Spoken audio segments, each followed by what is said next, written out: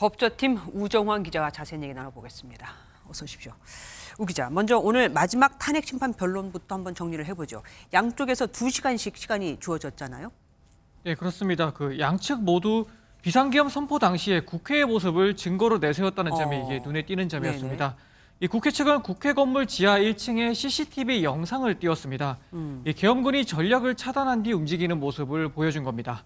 윤석열 대통령 측에 다소 유리한 듯한 증언을 했었죠. 김현태 육군 특수전사령부 707 특수임무단장, 이 사람의 입장을 반박하는 데 초점을 맞췄습니다. 윤 대통령 측은 국회 모습을 보여주면 오히려 불리할 것 같은데 왜 보여준 겁니까? 이게 윤 대통령 측은 계엄 당시에 이재명 더불어민주당 대표와 우원식 국회의장이 이 담을 넘는 장면을 이제 영상을 재생했습니다. 이게 아무도 없는데 혼자 스스로 월담하는 장면이다. 이렇게 대리인이 설명을 했는데요. 이게 국회 출입이 차단되지 않았다. 이런 증거라는 겁니다. 출입을 차단했으니까 월담을 한 게 아닌가 싶기도 한데 어쨌든 윤 대통령 본인의 입에서 어떤 말이 나올지도 관심입니다. 아직 발언 순서가 안 됐다고 하더라고요. 네, 그렇습니다. 현재까지 윤 대통령 대리인단이 최후 의견 진술을 하고 있는데 이게 끝나면 정청래 국회 탄핵소추단장의 의견 진술을 하고 이어 윤 대통령이 직접 육성으로 최후 진술을 할 예정입니다. 이제 선고만 남았습니다. 그런데 여기서 마지막에 변수가 생겼어요. 조금 전에 갑자기 들어온 소식인데 마은혁 재판관을 임명해야 하느냐 이걸 정하는 선고가 모레로 정해졌습니다. 당연히 윤 대통령 탄핵 심판에도 영향을 미치겠네요. 네, 그렇습니다. 재판관이 8명이 되느냐, 9명이 되느냐를 이제 가르는 만큼 영향을 줄 수밖에 없습니다. 네네. 이게 만약 마은혁 재판관 후보자 임명 이 권한쟁의 청구를 헌법재판소가 기각이나 각하한다?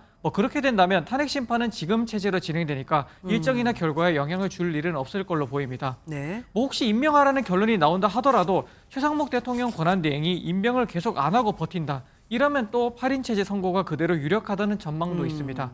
다만 마 후보자를 임명하라는 결론이 나오고 실제로 임명이 된다? 그러면 윤석열 대통령 탄핵 심판 선고 일정이 영향을 받을 수도 있습니다. 마은혁 후보자가 임명된다면 윤 대통령 탄핵 심판 선고 일정은 얼마나 늦어지게 될까요?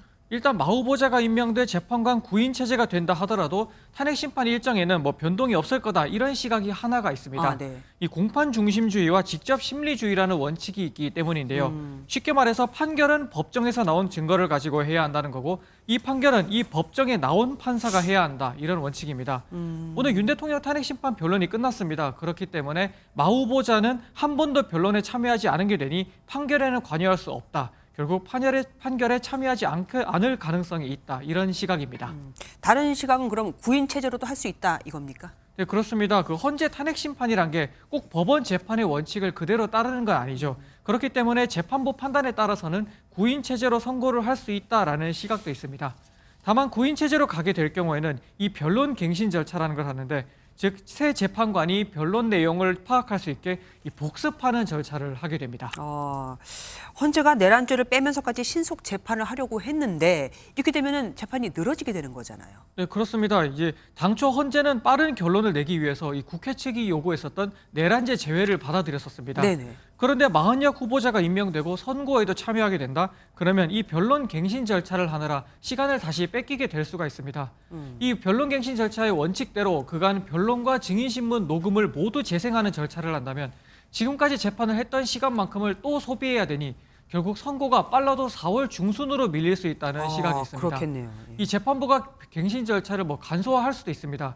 그렇다 하더라도 어느 정도 선고 일정이 지체될 가능성은 있습니다. 네. 결국 마 후보자가 임명될 경우 선고에 참여할지 혹은 갱신을 할지 이 모든 건 재판부의 의지에 달려 있습니다. 예, 잘 들었습니다. 우종환 기자 수고하셨습니다.